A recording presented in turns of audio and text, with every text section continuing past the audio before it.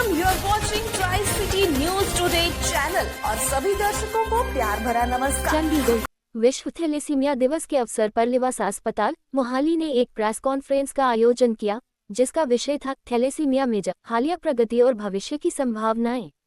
इस आयोजन का उद्देश्य थैलेसीमिया जैसे गंभीर आनुवंशिक रक्त विकार के प्रति जन जागरूकता बढ़ाना और इसके उपचार में हाल ही में हुई प्रगति तथा भविष्य की दिशा पर संवाद स्थापित करना रहा। सम्मेलन को डॉक्टर मुकेश चावला, वरिष्ठ सलाहकार हीमेटोलॉजी एवं बोन मेरो ट्रांसप्लांटेशन तथा डॉक्टर अनमोल सिद्धू, सलाहकार बाल रोग विशेषज्ञ ने संबोधित किया।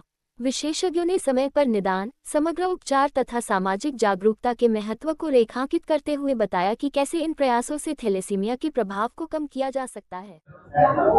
गुड आफ्टरनून, मेरा नाम डॉक्टर अनमोल सिद्धू है।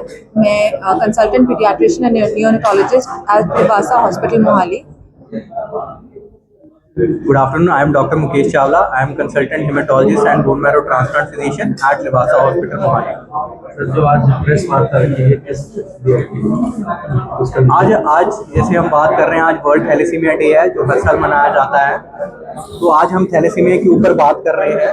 थैलेसीमिया क्या है? ये एक जेनेटिक बीमारी है जिसमें अंदर से हमारा हीमोग्लोबिन बनना बंद हो जाता है, तो जिसकी वजह से बच्चे में अंदर से खून बनना बंद हो जाता है और उसको बार बार ब्लड ट्रांसफ्यूजन की जरूरत पड़ती है। तो ये एक जेनेटिक बीमारी है जो पेरेंट से बच्चे को जाती है। तो इसमें अलग अलग तरह का थैलेसीमिया होता है। एक कैरियर स्टेट होता है, एक इंटरमीडिएट स्टेट होता है, एक मेजर स्टेट होता है। तो मेजर स्टेट जो होता है वो सबसे ज्यादा प्रॉब्लमेटिक होता है, क्योंकि उसमें क्या होता है कि बच्चे का खून बिल्कुल ही बनना बंद हो जाता है अंदर से। तो उसमें क्या होता है, हमें बच्चे को लाइफ को सपोर्ट करने के लिए, ग्रोथ के लिए बार बार ब्लड ट्रांसफ्यूजन करना पड़ता है। तो इसमें हम ट्रीटमेंट की बात करें, जो हमारा ट्रेडिशनल ट्रीटमेंट है वो सपोर्टिव थेरेपी है कि बच्चे को बार बार ब्लड ट्रांसफ्यूजन देना पड़ता है डिपेंडिंग अपॉन हिज एज। उसमें हम एवरी 2 to 4 वीक्स उनको ब्लड ट्रांसफ्यूजन देते हैं, 1 से 2 यूनिट। इसमें हमें स्पेशलाइज्ड ब्लड देना पड़ता है जो ग्लूकोडिप्लीटेड होता है, क्योंकि उससे इन्फेक्शन का रिस्क बढ़ता है। तो एक स्पेशल ब्लड देते हैं जिसको ग्लूकोडिप्लीटेड BRBC बोलते हैं। और इसके साथ क्योंकि इसमें आयरन लोडिंग का एक रिस्क होता है, तो कुछ टाइम के बाद हमें उनको आयरन निकालने वाली मेडिसिन भी स्टार्ट करते हैं जिसको किलेशन थेरेपी बोलते हैं। अब इसके बाद बोलें कि ये तो एक सपोर्टिव थेरेपी है, हम इसमें क्यूरेटिव इंटेंट में नहीं गए हैं, बट जैसे कि हम बता रहे हैं कि साइंस बहुत तरक्की कर रहा है, तो अब नियर थेरेपीज आ गई हैं जिसमें कुछ इंजेक्शन आ गए हैं, जैसे लुस्पाटार्सेप्ट इंजेक्शन है। इसका 50 to 60% रिजल्ट है कि अंदर से हीमोग्लोबिन बढ़ाना शुरू कर देता है, बट 100% रिकवरी तो नहीं है उससे भी। तो क्यूरेटिव इंटेंट में अगर हम बात करें वो है बोन मैरो ट्रांसप्लांट।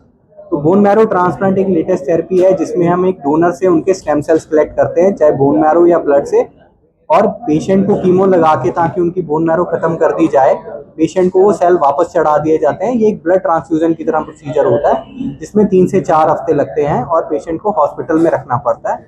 और जो डोनर सेल्स होते हैं फिर वो खून बनाना शुरू कर देते हैं, जिससे उनका खून बनना शुरू हो जाता है। ये डिफरेंट टाइप्स का होता है। जैसे हम बात करें, एक होता है मैच सिबलिंग होता है कि भाई बहन से ही चेक किया जाता है और पूरा मैच हो। अगर भाई बहन से अवेलेबल नहीं है, क्योंकि ये फैमिलियल प्रॉब्लम भी हो सकती है, तो हम अनरिलेटेड डोनर से चेक करते हैं जिसमें ट्रांसप्लांट रजिस्ट्रीज है, कुछ इंडिया की भी हैं, बाहर की भी हैं, तो उसको हम मैच अनरिलेटेड डोनर ट्रांसप्लांट बोलते हैं। इसके अलावा अगर हमें कोई मैच डोनर नहीं मिल रहा तो हम हैप्लो ट्रांसप्लांट भी बोलते हैं, जिसको बोलते हैं हाफ मैचिंग। तो वो पेरेंट्स या सिबलिंग से किया जा सकता है, जो थोड़ा सा कॉम्प्लिकेटेड प्रोसीजर है। तो हम कॉस्ट की बात करें, डिपेंडिंग अपॉन कौन सा ट्रांसप्लांट कर रहे हैं, तो ये 12-15 लाख से लेके 30 to 35 लाख तक इसका कॉस्ट करता है।